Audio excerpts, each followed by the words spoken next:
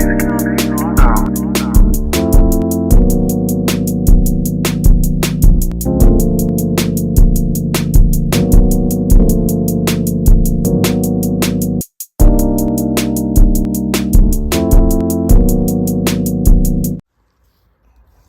right, guys, day 3. You can see how this is laid down nicely overnight.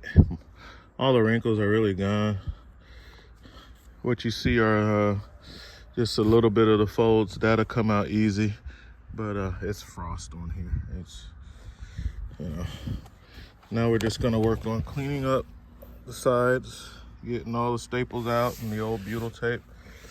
Get ready to glue the fabric.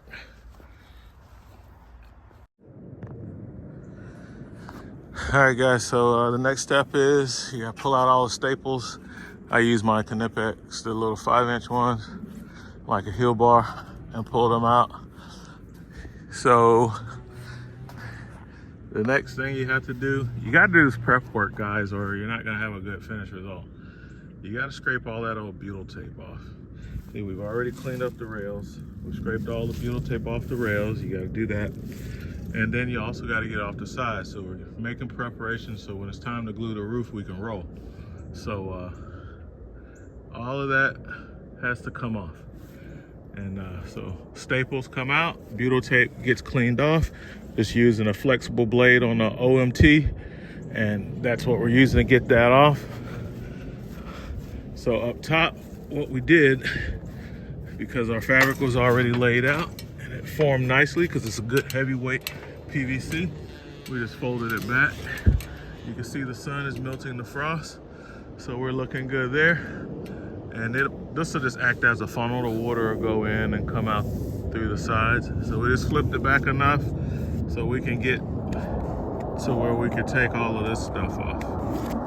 You know, we gotta get all of the old butyl tape. Got jets flying overhead, but once we get all the old butyl tape off, it's gonna make it so that when we put our rail on, it lays flat.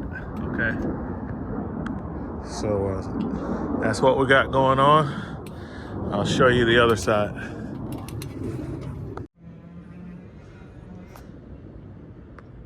Get my finger out of the way.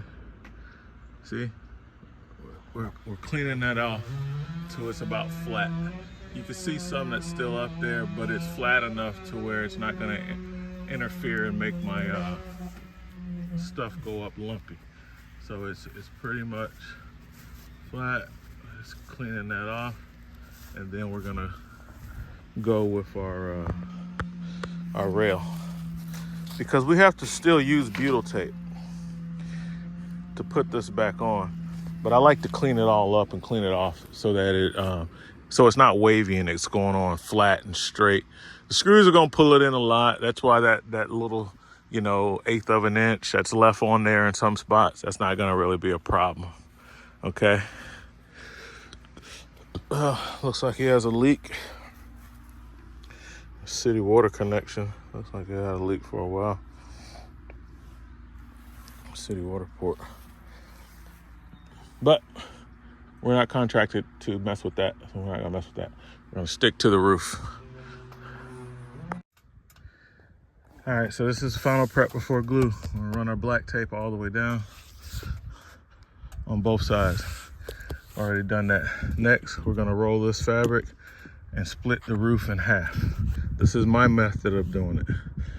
Other people do it a different way, but I've seen the way they do it in Camping World and other places at the dealerships, and it's like somebody came up with taking it off the roll, and everybody just does it that way. But it's not the this is a much easier way, as you'll see.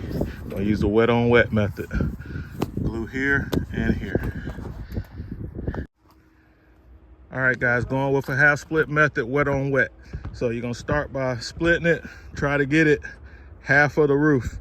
Because I got so much overhang, I don't have to try to roll to the very edge. So even though it's not straight on all the way on this end like it is on that end, I'm gonna be stopping about 1 foot short anyway, right where you see the line from where it was hanging over the edge from the night before.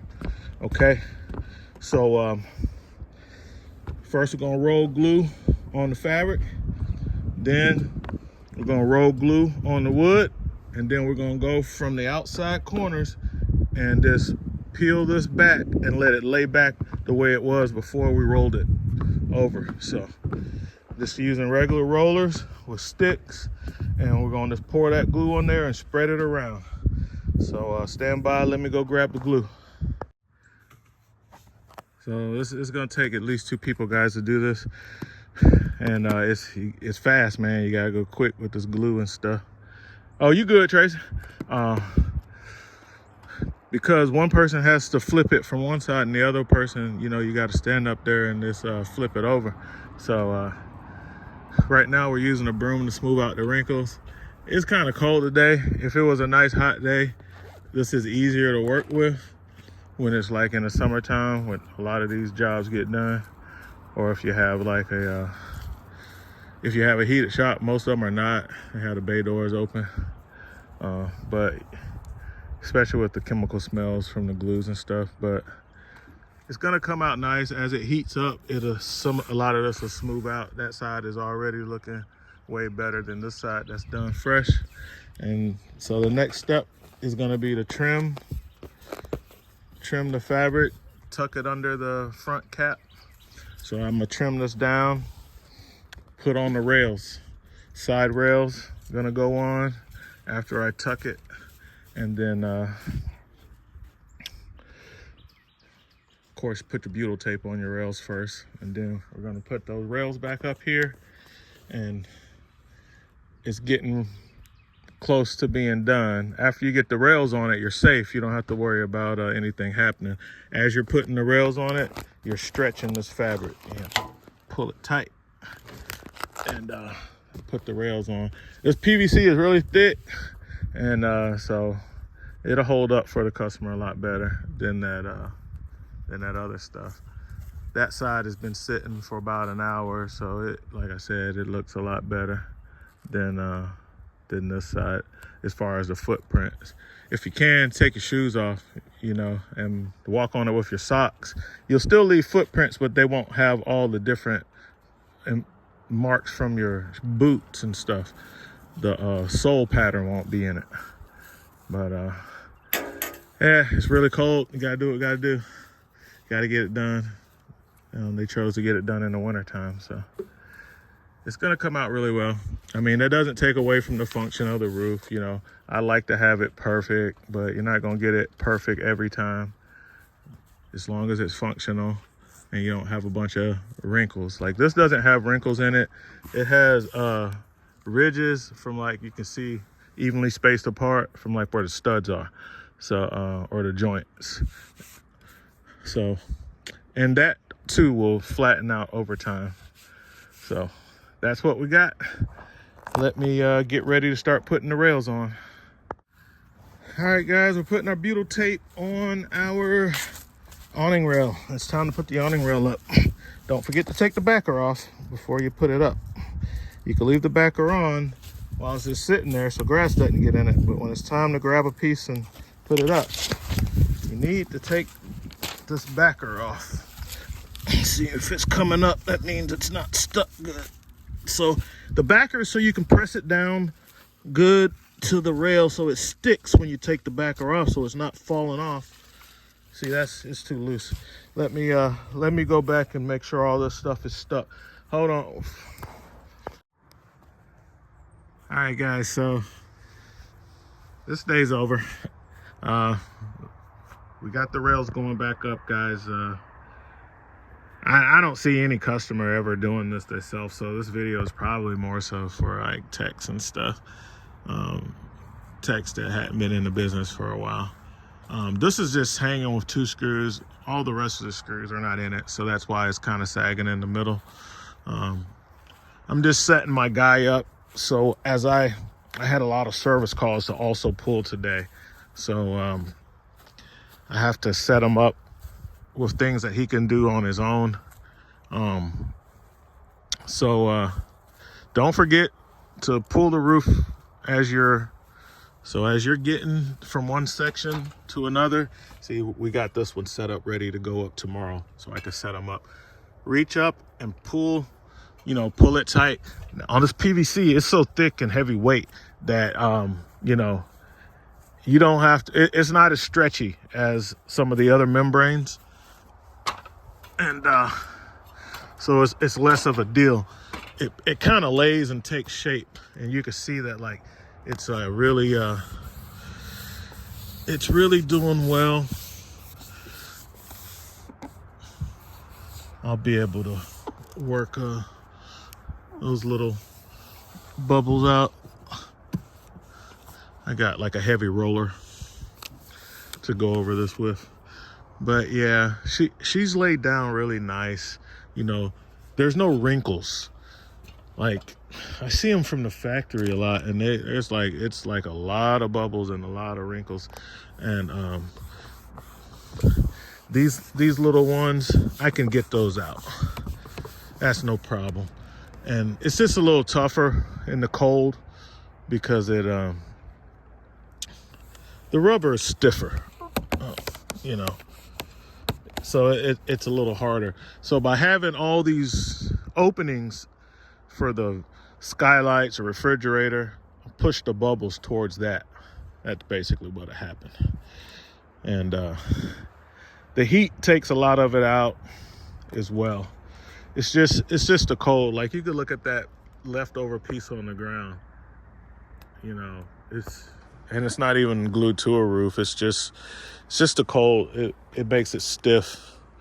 But all in all, it's looking really good, guys. And I'm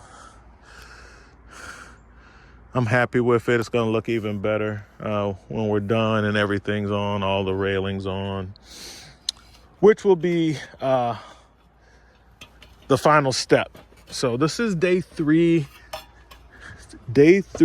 part 3. We could have got more done, but like I said, I had a lot of service calls to run today. So you see how we trimmed the back, and we'll get this laid out. All the old hardware that's getting thrown away, we're gonna throw that crap away. Get our air conditioner and everything back on the roof. But yeah, so just remember to pull it, especially if you're not using PVC. It's gonna make a big deal, and you need to do it right away. It's PVC. I know I could leave this, come back to it tomorrow, and still be good. It's just the way it is. So that's where we're at, guys. Man, I hate when people don't take care of their animals. You just got your animals just running wild. So yeah, guys, that's what we got. And we'll finish this one up tomorrow. Let me show you some of the stuff. So we use a broom to get all the big air pockets out as we were going along. Use those rollers with some sticks. This stuff I picked up from Ace Hardware, just like a painter's roller. And just dump a bunch of glue on it. You have to lay that glue down thick. So if you're gonna use my method, the wet on wet method, which it's not mine exclusively, it's just a method that is known by people in the trade. If you study different ways of doing this, I didn't invent it. I got it from another guy. And if you use this method, it takes twice as much glue. So the 2 gallons that they like to give you, it's not enough, because you're coating both surfaces, and you're doing that so you can slide the fabric around a lot easier to help you get all the bubbles and stuff out. So yeah, it takes twice as much glue, but you get a better end result. All right.